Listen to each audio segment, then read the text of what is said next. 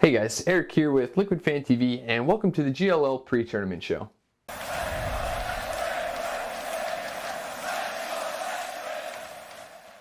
So, competitive PUBG is not really slowing down at all following PEL Phase 2, and Team Liquid fans are preparing to watch GLL this weekend from the 18th to the 21st, where 16 teams are going to be competing for $300,000 and bragging rights as the best Western team. And going into it, Team Liquid's prospects are actually looking really good.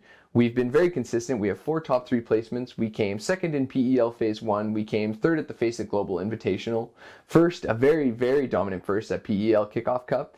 And then we just recently came third in PEL Phase 3. And one of the things about that third placement that really strikes me as important is that the team wasn't really comfortable with that third place. You know, they were happy with it, but they knew they could have been first. And this is a drive that's going to be really important going into GLL because it shows that the team's not just going to be happy getting, a top 3 or top 5 placement there. They really want that first place. So what do we as fans have to look forward in this tournament? Well, during PEL Phase 2, we had a lot of really high kill games that contributed to our third placing. And I think if we look at our tournament stats for PEL Phase 2, we can see that nothing's really too stand out. We're actually pretty well on the averages for the most part. You can see on the left-hand side, we've got the brothers, the in-game leaders in Jamty and Semty.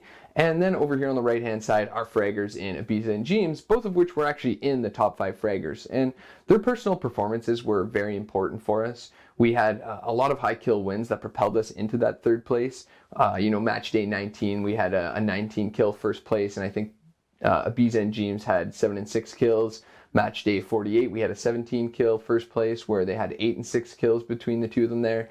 And I think what's really important is that we have to start focusing a little bit less on kills and more on placements, because if we look at match day 47, we went out 11th. We actually had 7 kills, which was the third most kills that round. And we did have more points than the 4th placing G2, but we were actually 1 point under the 3rd placing REC.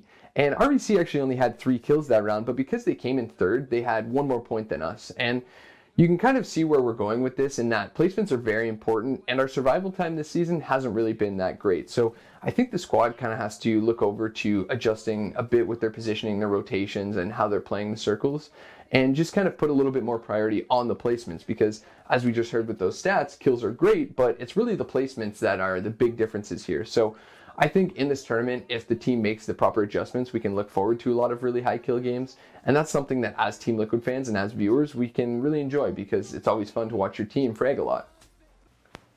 All right, so as we dig a little bit deeper into what GLL might look like, we can see that our first hurdle is actually going to be the landing spots. And if we take a look at the maps here, we can see at Pachinki and Picado, we're going to be running into Cloud9 and Atletico. And this is something that's really interesting here because it's very familiar. It's exactly what happened at the Face It Invitational, which arguably did kind of affect our results a little bit. These early game skirmishes and these close proximity landings do slow us down. I do think there is potential to snowball off a couple of early kills, against Cloud9 or against Atletico, and take that into a high kill, high placing game. But I think if we're not really dominant early on, and if Cloud9's not really looking to back down, we should probably take the moral high ground and just look for a different landing area.